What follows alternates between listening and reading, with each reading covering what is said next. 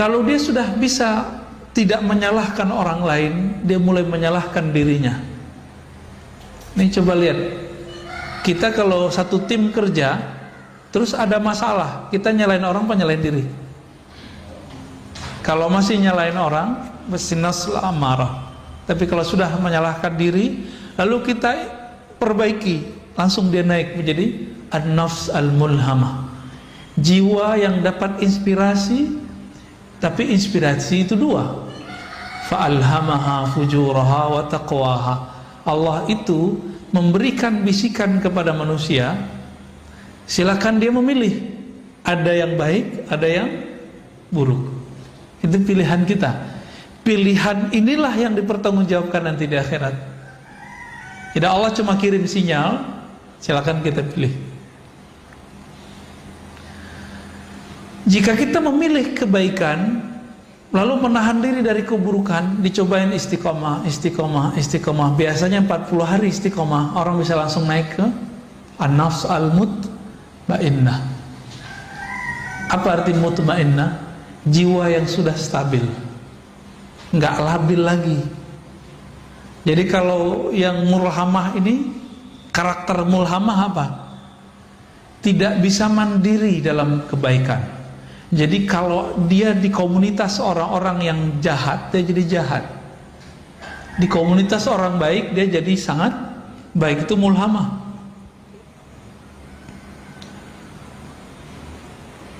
Kalau sudah bisa mandiri, istiqomah, dia sendiri, dia rame, karakternya tidak berubah. Dia tetap cenderung kepada yang baik. Berarti dia sudah naik menjadi mutmainnah. Nah, silakan dicek, Pak. Diri kita, badan kita, pikiran kita udah masuk kemana nih? Ya. Kalau nggak ada orang di rumah, sholatnya selama ketika ada orang nggak? Ketika sholat sunat di rumah itu sebanyak sholat sunat di masjid nggak? Gitu. Karena apa? Ketika orang itu sudah mandiri secara rohani, maka dia tidak bergantung dengan pengawasan orang. Yang dia butuhkan adalah merasa diawasi oleh Allah Subhanahu wa ta'ala. Apa jalan pintas dari nafs ammarah biar langsung ke mutmainnah?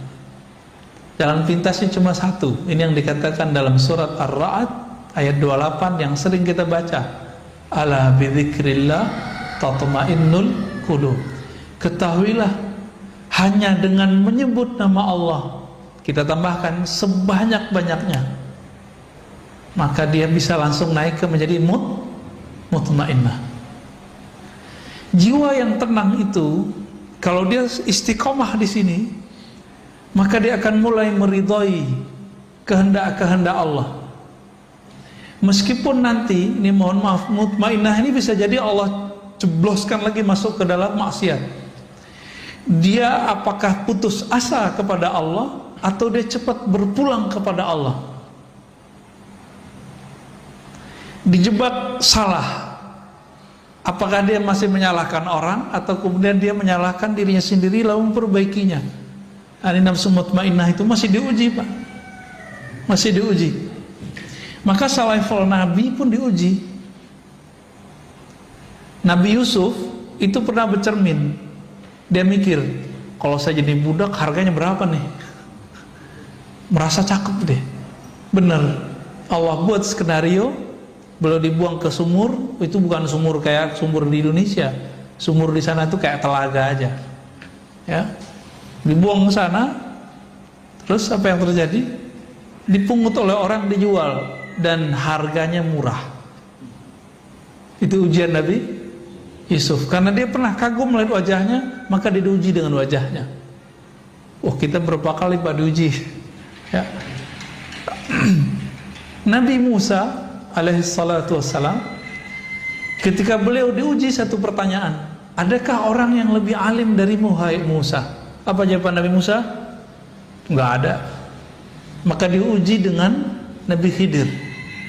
Nabi Allah Khidir ini membuat satu perbuatan yang semua perbuatan itu diharamkan secara hukum oleh hukumnya Nabi Musa. Itu ujian paling berat Nabi Musa. Maka kita nanti akan diuji dengan apa yang kita suka. Nabi Ibrahim itu setelah punya anak, beliau kemudian merasa lega, oh alhamdulillah punya anak. Tiduran nih Pak, tiduran, molornya kelamaan, sehingga lewatlah waktu bermunajat kepada Allah. Disitulah kemudian Allah datang dan memberikan wahyu, anakmu sembelih. Dia nggak percaya, wah kayaknya halu nih ya. Besok begitu lagi, sampai 3 kali, baru kemudian dia mengiyakan dan dia mendatangkan anaknya, karena dia tahu dirinya Nabi. Mimpinya Nabi wahyu atau bukan? Ya, kalau bapak yang mimpi nggak wahyu ya. Bapak mimpi nyembelih anak, itu nggak boleh diamalkan itu. Itu namanya sedeng itu ya. Nabi Ibrahim itu cuma diuji, kenapa? 80 tahun menunggu anak, dikasih anak, keasikan, kelelahan, lupa munajat. Itu sekelas Nabi Ibrahim diuji. Allah cemburu, kok di kolbu Nabi Ibrahim ini sudah mulai ada gangguan nih, kira-kira begitu. Tapi seorang Nabi sebenarnya tidak akan terganggu. Allah uji saja. Diuji dengan apa? Anaknya suruh ambil, disembelih. Nah ini agak ekstrim memang. Allah menguji Nabi Ibrahim itu agak sedikit keras.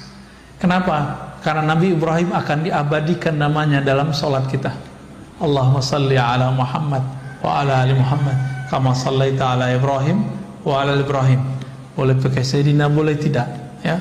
Kita abadikan terus Pak namanya. Maka tidak pantas seorang Nabi Ibrahim yang selalu disolawatkan, yang disebut namanya dalam salawat Nabi Muhammad SAW, lalu beliau lupa kepada Allah dan terganggu oleh anaknya. Anaknya Nabi bukan? Ternyata anaknya Nabi. Semua anaknya Nabi Ibrahim itu Nabi. Saya pernah cerita di beberapa tempat, atau baru satu tempat ya. Nabi Ibrahim itu kan yang kita tahu istrinya cuma 2, Siti Sarah, Siti Hajar. Siti Sarah itu dari kampungnya, Siti Hajar dari Mesir. Padahal ada yang ketiga, namanya Siti Konturah. Ini disebutkan dalam Tarikh Tabari, sejarah yang ditulis oleh Imam Tabari, pengarang tafsir. Dalam beberapa teks disebutkan Qaturah. Nah, kalau dalam bahasa Arab namanya Konturah. Anaknya ada 6. Ada namanya Madian, maka jadi kota Madian kan di Yaman. Ada Medan, saya nggak tahu apakah itu Medannya Sumatera Utara. Cocok logi Pak, takutnya cocok logi. Namun ulama sejarah sepakat bahwa 6 anaknya ini menyebar bukan di Timur Tengah saja, tapi menyebar ke India dan Timur India. Negeri kita disebut dengan Timur India. Oleh orang Belanda dulu disebut dengan Hindia Timur, benar nggak? Semua anak-anaknya Nabi Nuh dulu itu nama anaknya menjadi nama wilayah dan kota di Timur Tengah. Begitu juga semua nama anak-anak Nabi Ibrahim yang 6 itu hampir semuanya menjadi nama kota. Jadi saya bukan cocok logi, ya, itu benar bahwa ada keturunan Nabi Ibrahim yang sampai ke negeri kita. Makanya negeri kita ada yang disebut Medan, Maidan bahasa Arabnya. Di Arab sana juga ada Al-Maidan. Ya barangkali beliau hijrah, kan orang dulu berjalan kemana-mana. Bukan cocok logi juga. Ketika orang-orang Brahmana menyebut pemimpinnya dengan Brahmana. Jadi ahli sejarah, pakar genealogi namanya, itu mencoba melihat Brahmana ini kan bahasa Sanskerta, ya, bahasa Sanskerta Pak. Itu ulama kita ahli sejarah beda pendapat mana yang lebih tua. Bahasa Aramaik, Aramaik itu induknya bahasa Arab, induknya bahasa Ibrani. Itu Timur Tengah. Mana yang lebih tua bahasa Aramaik? Aramaik yang dulu dipakai oleh Nabi Idris, Nabi Nuh, Nabi Adam alaihi salatu wassalam. Sedangkan di India orang pakai bahasa Sanskerta. Tapi kebanyakan ahli sejarah mengatakan bahasa Sanskerta berasal juga dari Aramaik. Wallahu ta'ala alam. Ini masih satu rumpun. Walaupun sebagian orang mengatakan itu bahasa tertua. Dan bahasa kita banyak yang dari sana juga, Pak. Banyak dari sana. Ya. Dulu sebelum negeri kini ada negeri Melayu, ya, kerajaan-kerajaan Melayu, kerajaan Majapahit, Sriwijaya. Tulisan-tulisan yang ada di prasasti itu kan tulisannya tulisan Palawa. Tulisan Palawa, Pak. Bahasanya Melayu. Udah bercampur, kalau di Jawa ada Kawi, ya, ada tulisan Hana Caraka, semuanya pengaruh dari sana. Maka ini besar kemungkinan memang itu namanya Sayyidah atau Siti Kontura. Itu melahirkan Bani Jawi, jika benar ungkapan ini, ya. Jadi kita beruntung juga, Pak. Tapi hidungnya pesek-pesek, ya. Ya emang begitu. Udah iklimnya kali, wallahu a'lam. Dan yang paling mengejutkan, saya udah sering menyebutkan, zuriat Nabi terbanyak sekarang itu di negeri kita. Keturunan Rasulullah paling banyak sekarang di negeri kita. Baik keturunan Hasan ataupun keturunan Husain. Yang rapih pembukuannya itu keturunan Husain. Ada di jalan apa nih? Jalan besar depan ini apa namanya? Cimatupang. Itu ada Robitoh Alawiyah. Itu Husain, Pak. Nggak mesti Syiah loh, ya. Itu kalau ada orang ngaku Habib, harus keluar suratnya dari sana bahwa dia benar nasabnya kepada Rasulullah dengan jalur Husain. Tapi kalau jalur Hasan banyak yang tidak tertulis, karena Sayyidina Hasan punya anak banyak sekali. Ya. Di Sumatera Barat dulu ada gelarnya Siti Nurbaya, itu kan gelar untuk keturunan Rasulullah, Pak, di sana. Siti. Di Makassar ada Andi. Di kita di sini di Pulau Jawa ada Raden, ya, Ajengan, apalagi Gus. Maka jangan sembarangan, Pak, ngasih nama gelar Gus, ya. Gus itu keturunan kiai. Kebanyakan kiai di Jawa itu campuran nikah dengan zuriat Rasulullah Sallallahu Alaihi Wasallam. Jadi jangan sembarangan ngasih nama Gus. Walaupun saya punya 1000 pesantren, saya nggak punya hak, Pak. Kalau bapak saya, mbah saya bukan kiai, sama. Walaupun jenggot saya panjang, serban saya tebal, pakai gamis kemana-mana, tidak akan berhak dipanggil Habib. Tapi jangan sedih dulu. Habib itu kan dua. Ada Habib jisim jasmani nasab, ada Habib ruhani. Siapa Habib ruhani? Orang-orang yang mewarisi ma'rifatullah yang ada di qalbu Nabi. Nah, itu yang asli, Pak. Mereka ini nanti yang menjadi keluarga Nabi yang sebenar-benarnya. Nanti para habaib akan kaget-kaget tuh kalau bapak ini sebagian dari mereka, bagian dari orang-orang yang mewarisi ma'rifatullah di qalbunya. Itu para habaib nanti bingung. Loh, hidungnya pesek-pesek begini kok bisa jadi pengikut Rasulullah? Kok bisa bersama Rasulullah Sallallahu Alaihi Wasallam? Ya. Jadi para habaib sendiri PR-nya sama dengan kita, harus menemukan dirinya. Apakah dirinya pewaris ilmu itu atau tidak? Jadi yang antum yang masih keturunan-keturunan Rasulullah, ya bersyukur, tapi PR-nya lebih banyak. Harus betul-betul seiringan tuh nasab jasadnya dengan nasab rohaninya. Ya. Nah, kembali ke mukhalafatun nafs, ya. Jiwa yang sudah mutmainnah itu karakternya adalah punya latihan zikir yang sudah istiqomah. Lalu kemudian dia masuk ke bab pemikiran, dia mulai meridhoi takdir Allah karena dia sudah mulai tenang. Maka saya sering nanya, ini corona kehendak Allah bukan? Atau kehendak Wuhan? Atau kehendak konspirasi? Ya, mau konspirasi kek, mau konspirasi kek, ya. Tapi ini terjadi biiznillah bukan? Biiznillah. Ridho enggak? Ridho atau tidak? Ridho. Kalau ridho Pak, yang tadinya nafs kita amarah, kita loncatin cepet langsung ke radiyah, nggak perlu lewatin lawamah, mulhamah, mutmainah, langsung ke radiyah. Maka radiyah itulah awal dari ma'rifat rohani. Sedangkan sampai ke mutmainah itu rajinnya jiwa kita berlatih. Rajin nggak berlatih? Kalau rajin berlatih jiwanya, maka sampai ke mutmainah. Apa latihannya? Zikrullah, puasa, kurangin tidur, agak berat Pak, tapi ada jalur pintas. Zikir mungkin gak banyak-banyak amat. Bapak ini kan tahajud bolong-bolong, kelihatan wajahnya bolong-bolong ya. Tapi subuh yang penting, weekend jangan ketinggalan ya. Terus gimana? Ambil jalur pintas, jalur ma'rifatullah. Yang pertama yang harus kita lakukan adalah ridho dengan kehendak Allah. Udah ridho nih, serius, ntar kejadian apa aja sama kita, jangan kemudian nyalahin siapa-siapa.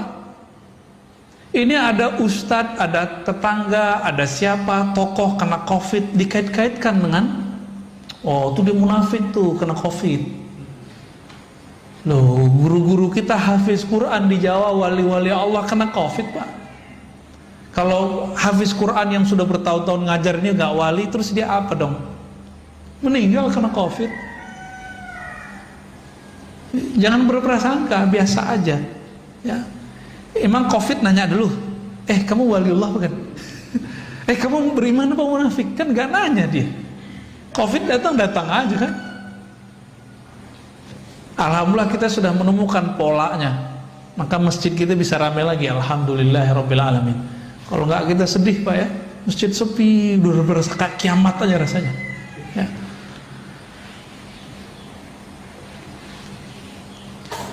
Itu kalau sudah ridho, dan ini persepsinya kalau sudah konstan, saya ridho, suruh ridho dengan semua kehendak Allah, Allah pun nanti akan meridhoi kita. Nah ini yang dikatakan dalam hadis qudsi, ana 'inda dhanni 'abdi, aku berdasarkan persangkaan hambaku. Jika hambaku meridhoi kehendakku, aku akan ridhoi kehendaknya. Kalau Allah sudah ridho sama kita, mohon maaf, meskipun kita pemaksiat, Allah kalau sudah ridho, Allah selamatkan Pak. Itu kelebihannya ya. Tidak pernah menyalahkan orang, tidak apalagi menyalahkan Allah. Ini kan kesalahan kita kan, suka menyalahkan Allah, sering ngomong Allah nggak adil. Itu ulang lagi syahadatnya Pak. Jadi siapa saja antum mengatakan ya Allah tidak adil, Allah tidak adil, ini bahaya. Ini orang seperti ini mesti diulang syahadatnya, karena dia menolak salah satu nama Allah, Al-Adlu ya. Allah kan adil, maha adil. Baik, kita coba lihat bagaimana ulama dulu mencoba melatih jiwanya. Ini nggak ada nggak kuat Pak, saya nggak kuat ngikutin ini, saya cerita aja ya.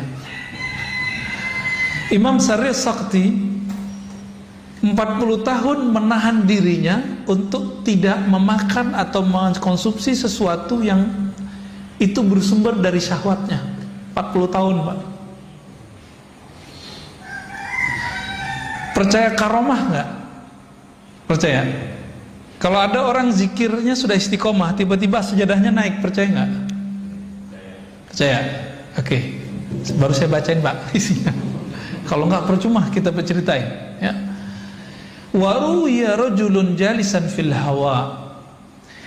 Diperlihatkan satu waktu ada seseorang yang soleh, ketika dia berzikir sajadahnya naik. Jadi cerita sajadah naik bukan cerita 1001 malam doang. Aladin itu emang ada Pak kejadiannya, cuma bukan pakai om jin ya. Faqila lahu bimanilta hadza, wahai tuan yang soleh, dengan amalan apa engkau bisa mendapatkan derajat sehingga kalau zikir badanmu langsung naik? Apa jawaban beliau? Taraktul hawa fakharra lil hawa. Mirip ya, taraktul hawa, aku tinggalkan keinginan hawa nafsu, hawa.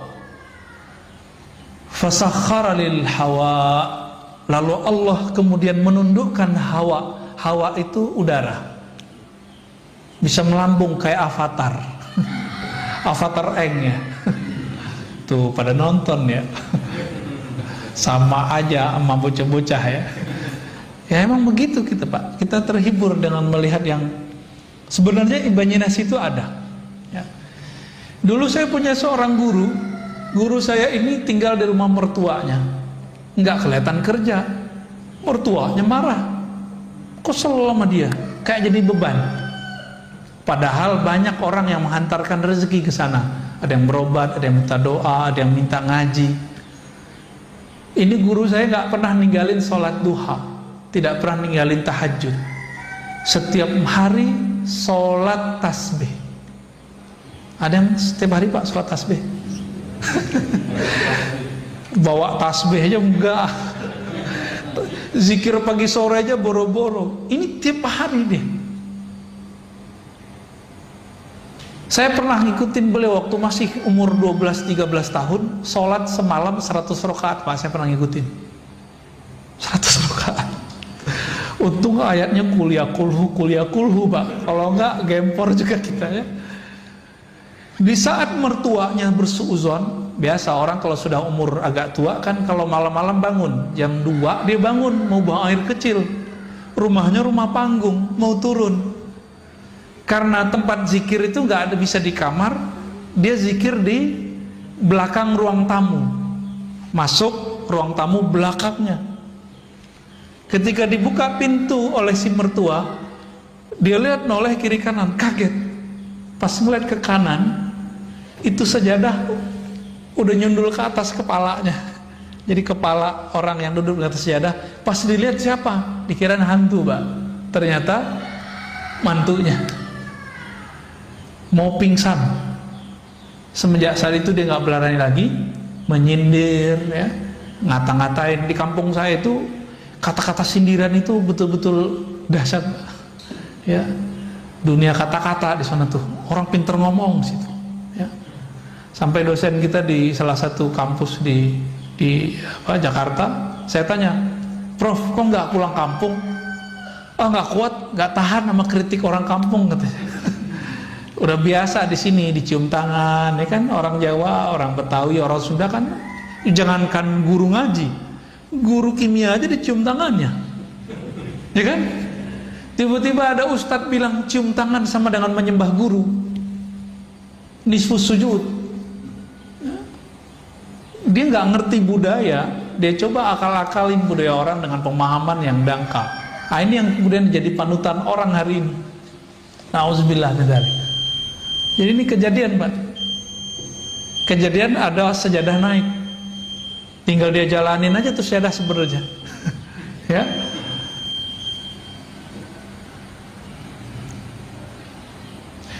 Jadi ibadah paling tinggi apa? Bukan banyak sholat Pak. Apa ibadah paling tinggi? Zikir enggak juga.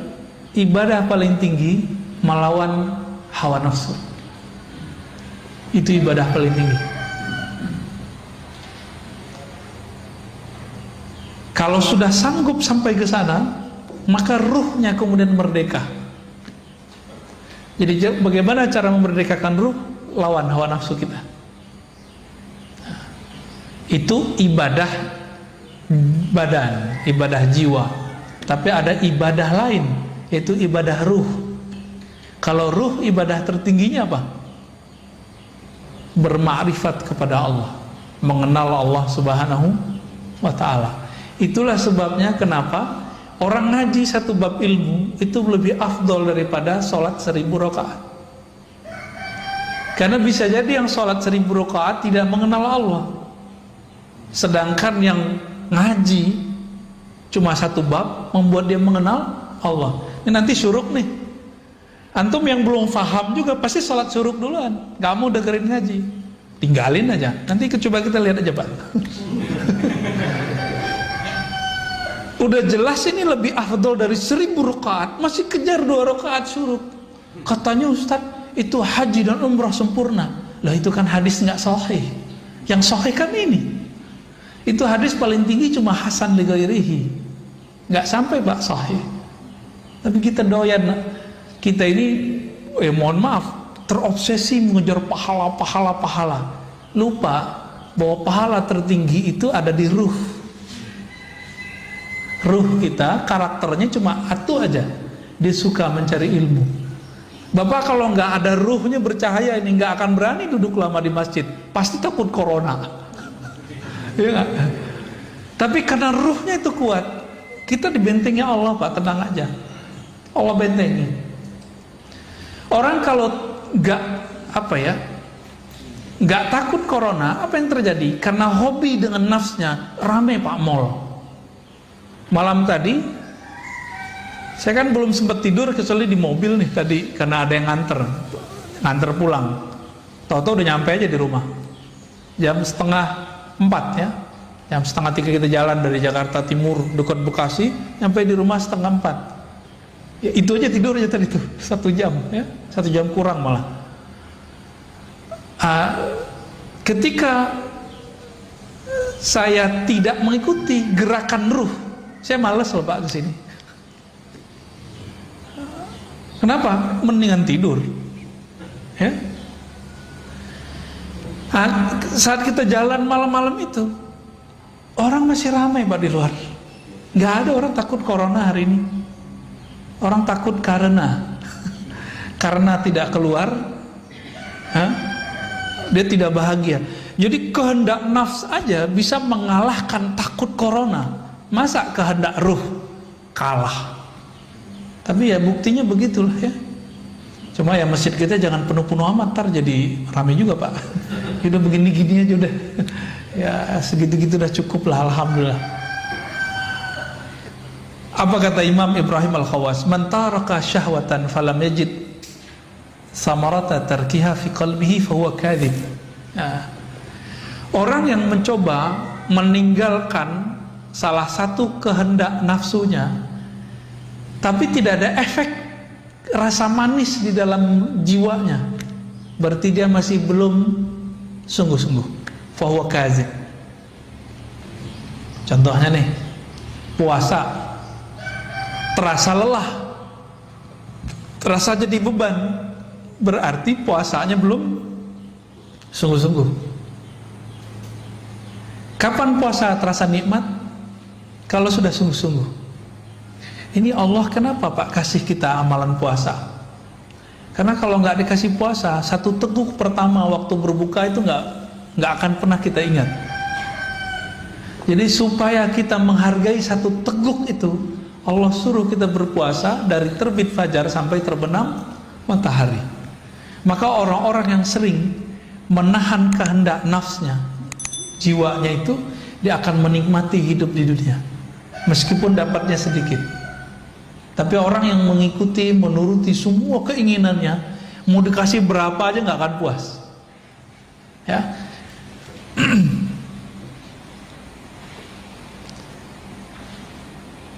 Maka beliau mengatakan ya, khalif nafsaka fi hawaha, maka berselisihlah dengan jiwamu sebagaimana dulu ya para nabi menyelisihi jiwanya. Jika tidak, maka seperti moyang kita, Nabi Adam itu tertarik mencicipi buah larangan itu kan karena Hawa, bukan Siti Hawa ya. Hawa besar. Jadi nggak usah disalahkan Hawa. Itu Nabi Adamnya penasaran gitu. Tapi itu semua skenario, ya. Skenario kenapa? Sebelum itu terjadi Allah sudah ngomong, Allah sudah sounding kepada malaikat. Hai para malaikat, aku hendak menjadikan khalifah di muka bumi. Lalu dibuatlah skenario perseteruan antara setan, iblis dengan Nabi Adam. Jadi kita nggak perlu menyalahkan Nabi Adam seperti yang terjadi dalam agama-agama lain, ya. Nggak usah Pak, santai aja kita. Ya, kalau nggak begitu kita nggak akan tahu masjid hari ini. Ya, kalau nggak begitu kita nggak tahu apa nikmatnya tahajud. Nikmat nggak tahajud? Nikmat. Nah kalau yang udah ngerasain nikmat tahajud, berarti udah berhasil meninggalkan nikmatnya tidur, syahwatnya tidur. Kurangi syahwatnya tidur, rasakan nikmatnya tahajud. Kurangi syahwat makan, rasakan nikmatnya makan. Ya. Kalau zikir itu enaknya mata dipejamkan atau dibuka? Dipejamkan. Dibuka apa dipejamkan? Dipejamkan. Kenapa? Semakin saya membuka, maka terganggunya banyak, Pak. Nah, untuk menikmati pandangan batin, tutup mata sejenak. Gitu caranya, tekniknya ya. Banyak teknik-teknik dalam berzikir. Nah, di sini sangat banyak butuh beliau, ya. Dan beberapa sudah saya sebutkan tadi.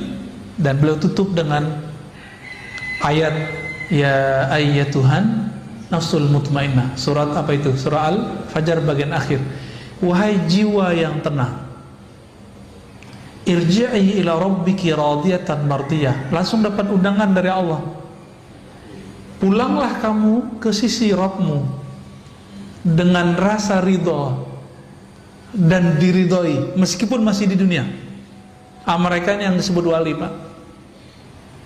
Jadi wali Allah itu minimal dia radiyah mardiyah. Fadkhuli fi ibadi. Lalu masuklah kamu ke dalam daftar hamba-hambaku. Maka wali-wali itu dia didaftarkan namanya di langit. Ya. Itulah sebabnya wali-wali itu nggak pernah kesepian walaupun terlihat sendiri. Ya. Wadkhuli jannati, masuklah ke dalam surgaku. Ya. Coba kan Nabi mengatakan Allah Ta'ala menciptakan neraka surga. Lalu Jibril disuruh melihat surga, lihat neraka.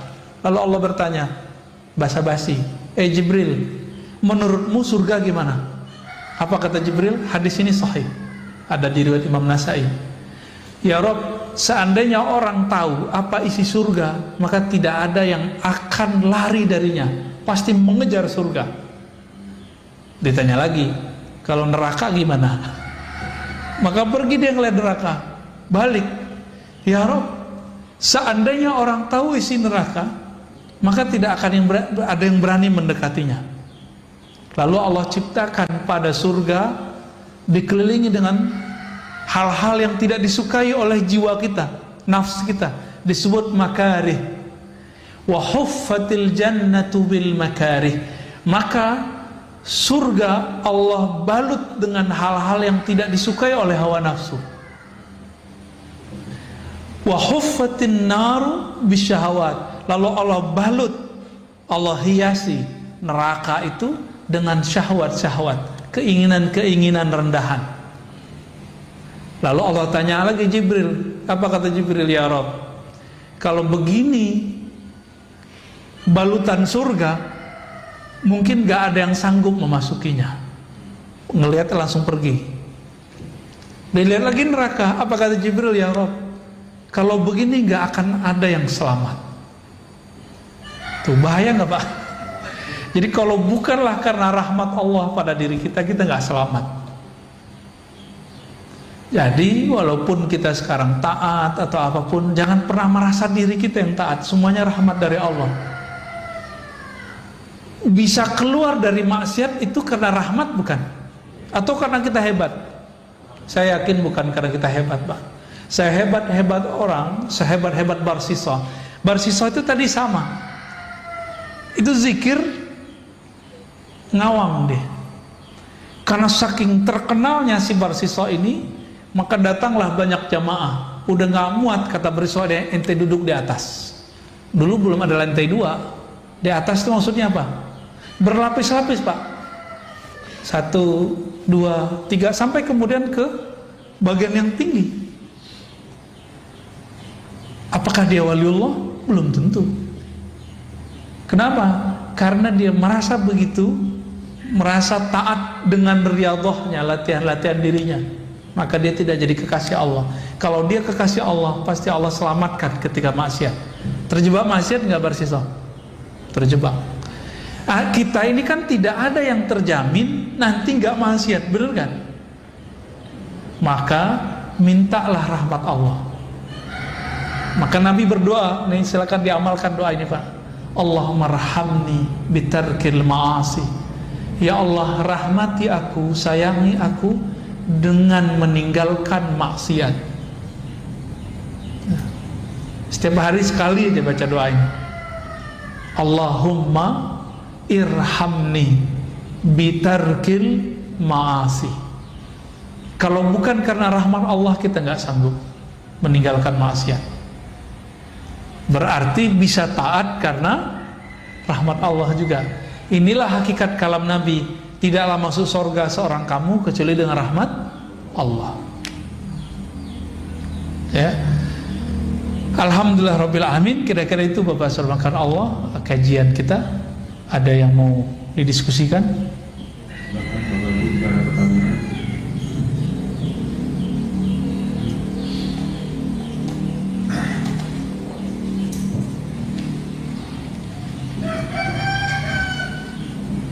Assalamualaikum warahmatullahi wabarakatuh. Assalamualaikum.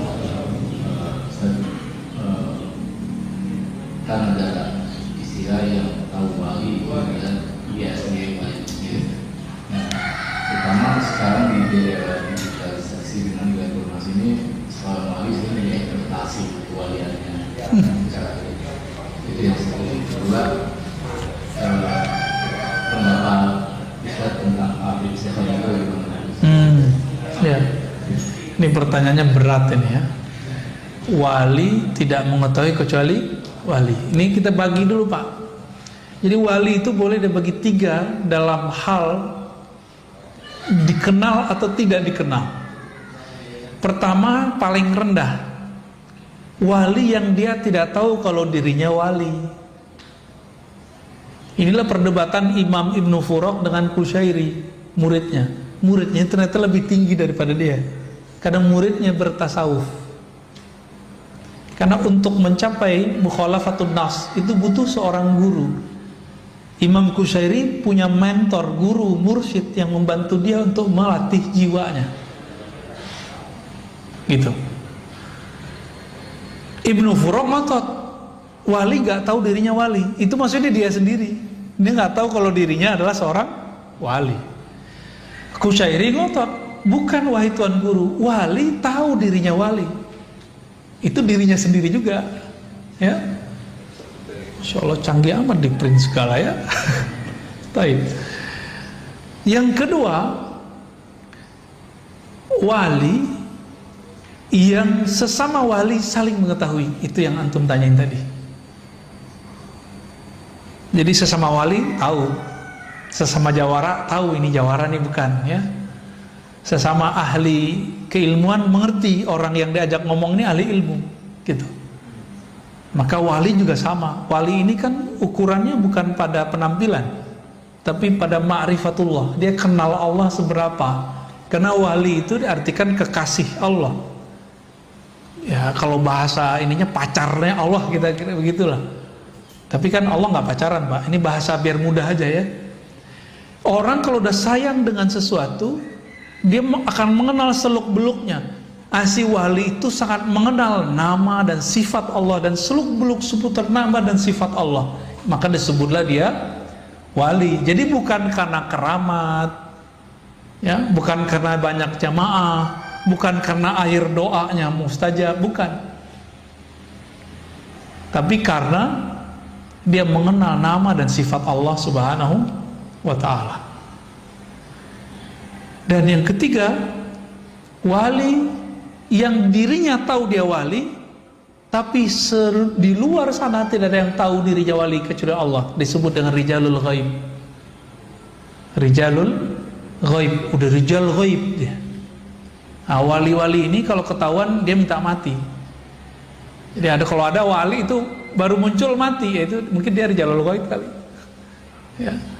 Biasanya rijalul ghaib ini gak punya murid, gak ada muridnya Pak. Ya, urusan kolbunya dengan Allah Subhanahu wa ta'ala. Nah, bagaimana dengan ekspos kewalian hari ini? Gak ada ekspos kewalian. Ya, gak ada. Kalau ada orang ekspos wali, ya wali murid kali ya. Yang ada itu orang mengekspos keramat, mengekspos gaya-gaya kewalian, Bukan, wali gimana mau eksposnya? Wali itu urusan hamba dengan Allah. Maka eksposnya hanya bisa kepada orang-orang yang mengenal Allah. Emang di YouTube siapa yang mengerti ini wali nggak wali? Yang nonton YouTube macam-macam, ya. Mau ada 1000 orang bilang, oh kita ini wali. Kalau Allah bilang enggak masuk. Walaupun ada 1 miliar orang tidak mengatakan kita wali, tapi Allah bilang, kamu waliku. Jadi wali, Pak. Jadi itu bukan urusan jamaah. Dan wali tidak pernah diangkat oleh jamaah, Pak. Kecuali wali murid, ya. Wali kelas, itu SK-nya dari kepala sekolah tuh. Wali kota, ya. Wali apa lagi, Pak? Wali santri, sama ya. Wali nikah, wah asik juga tuh. Baik. Bagaimana dengan Habib Syekhon ya? Habib Syekhon itu, jadi teman-teman, wali ini ada yang mencapai kewaliannya dengan cara suluk, thariqah. Berlatih, Allah angkat. Ini suluk namanya. Nah, orang begini biasanya jadi kiai mursyid. Tidak semua mursyid wali loh, Pak, ya. Kalau Habib Syekhon itu masuknya ke majzub. Nah, itu thariqah kedua. Jadi diangkat jadi wali karena Allah yang mengambilnya. Jadi dia ditarik, maka disebut majzub. Nyampe di Jawa majdub. Ya, yang benar majzub, ya, pakai za. Ditarik oleh Allah. Nah, orang-orang majzub ini setiap saat Allah memandang kalbunya dengan cinta. Dan orang ini kalau sudah begitu, maka muncullah kegirangan di kalbunya. Di saat itulah terjadi keanehan-keanehan. Tergantung nanti karakter nafsiyahnya gimana dulu. Barangkali Habib Syekhon maksud sana. Jadi jangan antum bilang beliau Habib gila, jangan. Itu buruk adab tuh. Yang bilang dia gila, saya khawatir ntar keturunannya ada yang gila. Karena menyakiti seorang wali. Hati-hati, ya. Itu Habib Syekhon. Sama dengan Habib Ja'far Allahyarham, sudah meninggal, Al-Kaf, ya. Benar, Al-Kaf, ya. Itu sama, masuk ke sana tuh. Dikasih panggung lagi sama teman-teman kita santri, ya. Itu nggak jelas tuh, Fatihah, itu aja nggak jelas. Tapi bagi dia tuh jelas, bagi kita nggak jelas. Kalau datang sadar biasanya dia ngomong kayak orang biasa. Nah, ini namanya ahwal. Jadi ahwalnya kalau datang, ahwal itu artinya kondisi-kondisi rohani yang dia tidak bisa nahan. Kalau Wan Sehon apa yang terjadi pada beliau? Nyoret-nyoret, Pak. Yang biasa dicoret mobil tuh, orang-orang yang cinta sama mobilnya dicoret-coret mobilnya sama dia. Ya kan? Ada yang dicoret bajunya, berarti orang ini suka atribut. Jadi ada organisasi tertentu datang ke beliau, sowan, dicoret, Pak, simbol-simbolnya. Karena beliau tahu berhala di dalam kolbu orang ini adalah simbol-simbol itu. Ada yang berhalakan tadi apa? Mobil. Ada yang rumah. Rumahnya Pak dicoret-coret sama dia. Nah, itu kalau Habib Syekhon lagi datang ahwalnya. Ahwal itu nggak selalu buruk, ada yang baik. Ada saya ketemu wali, kalau datang ahwalnya ini belanja mulu. Kalau dia nggak begitu, Pak, bisa gawat, ya. Kalamnya nanti bisa kemana-mana. Ada yang diem aja, ya. Kalau datang ahwal dikunci pintu dia diem aja. Ada juga yang begitu, ya. Wallahu ta'ala alam. Pertanyaannya yang Ustadz izin bertanya, bagaimana dari Bu Dewi Yespita, bagaimana cara melawan rasa ngantuk yang sangat kuat saat tahajud walaupun sudah berwudu berulang kali? Ya gimana nih? Tidurnya lebih awal. Betul, tidurnya lebih awal, itu satu. Yang kedua, kurangi karbo. Karena karbo itu isinya gula. Kalau dalam tubuh ini banyak gula, glukosa, kita bawaannya tidur terus. Coba mulai konsumsi sehat. Indonesia termasuk nomor 1 pada nomor 2 terbesar di dunia penyakit gula. Karena karbo, Pak. Jadi kalau bukan nggak makan nasi, nggak makan namanya. Coba itu dibuang deh, ya. Kalau nggak makan nasi, nggak makan, buang pikiran itu. Emang makan itu doang, ya? Kan bisa buah, ya kan? Bisa macam-macam. Itu nafsu yang ngomong itu, nafsu yang dijadikan tradisi, nafsu yang dijadikan doktrin. Nah, jangan ngomong begitu. Roti juga hati-hati loh Pak, ya. Roti karbo tuh, jangan banyak-banyak, dikit aja. Dan yang ketiga, hindari maksiat batin. Maksiat batin paling bahaya, sombong, emosional. Nah, pengalaman saya, kalau saya emosi Pak, siangnya, malamnya pasti telat bangun. Udah mepet-mepet ke subuh baru bangun.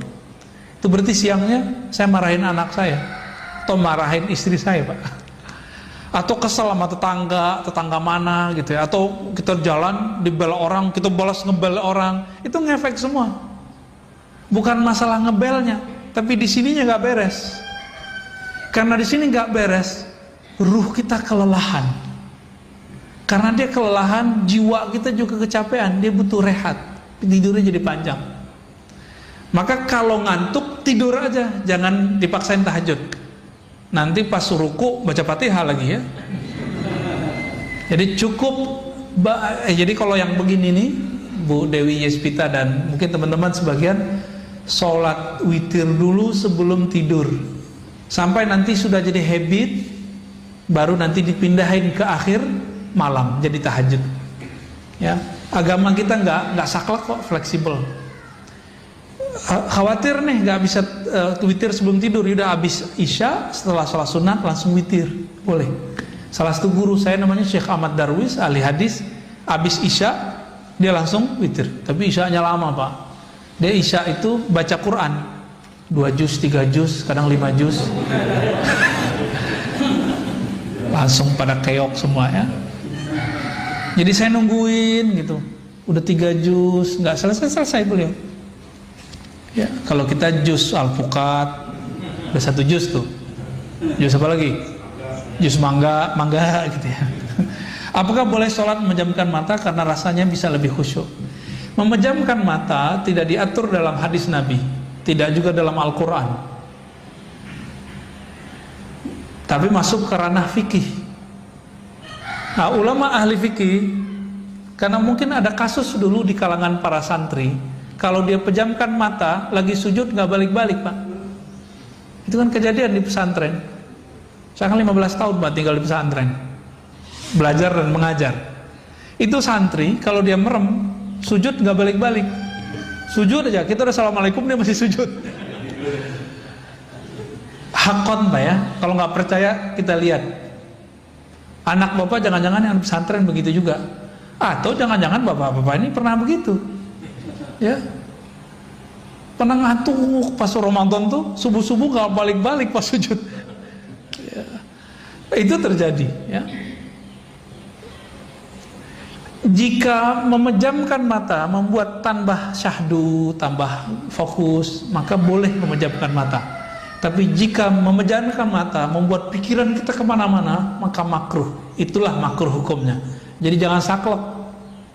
Yang paling lucu ada seorang syekh ya, saya nggak usah sebutnya. Bagi dia memejam mata meniru agama lain. Padahal ada hadisnya. Ya, ada hadisnya Nabi kalau ngajarin zikir Sayyidina Ali, salah satu riwayatnya ghammid ainaik, pejamlah matamu lalu bacalah nama Allah di kalbumu. Ada hadisnya. Ini menjam mata itu bukan urusan menyerupai. Kita tahu hadis apa enggak, ya.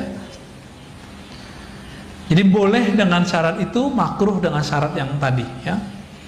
Pak Ahmad Romli, dalam beberapa kondisi kita terkadang belum bisa berzikir secara fokus karena beberapa kesibukan sehari-hari. Apakah zikir hanya dengan lisan tanpa menghadirkan hati dapat bermanfaat? Ya. Orang sholat nggak khusyuk lebih afdol daripada nggak sholat. Ya. Sepakat? Ada yang nggak sepakat? Orang zikir masih melayang-layang itu lebih utama daripada nggak zikir. Nah, Ibnu Athaillah itu berkali-kali ya, mengatakan, tetaplah zikir meskipun kamu masih lalai di qalbumu, Karena siapa tahu nanti Allah akan turunkan kalimah di lisanmu, jatuh ke dalam kolbumu. Kalau sudah jatuh ke kolbumu, Allah angkat derajatmu. Dari masuk ke kolbu, nanti Allah buat kita yaqzah, sadar. Sadar, hadir. Dibaca ini yang punya nama hadir terasa dalam diri kita. Begitu terus naik. Itu beliau ingatkan. Bagi Allah semuanya mudah. Ya, bagi kita yang susah karena kita mikirin pakai ini. Jalan aja Pak zikir. Cuma mesti berguru. Ya, kalau nggak berguru saya nggak jamin bener Pak. Takutnya setan nanti yang membimbing. Kita baca Fatihah aja ada gurunya. Baca Iqra ada gurunya nggak? Tilawati, qiraati. Nanti tamyiz ini terjemahan sama ustadz kita nanti ada gurunya. Masa untuk urusan alam rohani gak ada gurunya? Sombong amat. Ini yang paling lucu, paling repot. Udah kiai, udah profesor di kampus, kiai di pesantren, nggak mau punya mursyid. Bagi dia cukup saya baca kitab. Sombong ente. Ya. Imam Ghazali selevel Imam Ghazali itu masih butuh mursyid Pak. Siapa nama mursyidnya? Abu Ali Al-Farmadi, untuk mengajarkan beliau cara berzikir kepada Allah. Padahal teknik zikir dia udah tahu semua. Cuma teknik ini dia nggak tahu porsinya gimana, bagaimana cara penerapannya. Ketika ketemu Imam Abu Ali Al-Farmadi baru dia tahu caranya. 10 tahun dia berlatih dengan Imam Abu Ali Al-Farmadi. Selevel Ghazali loh. Siapa hari ini profesor yang sehebat Ghazali? Ya. Kata orang kan saya doktor nih. Karena di daulat di kampus jadi doktor.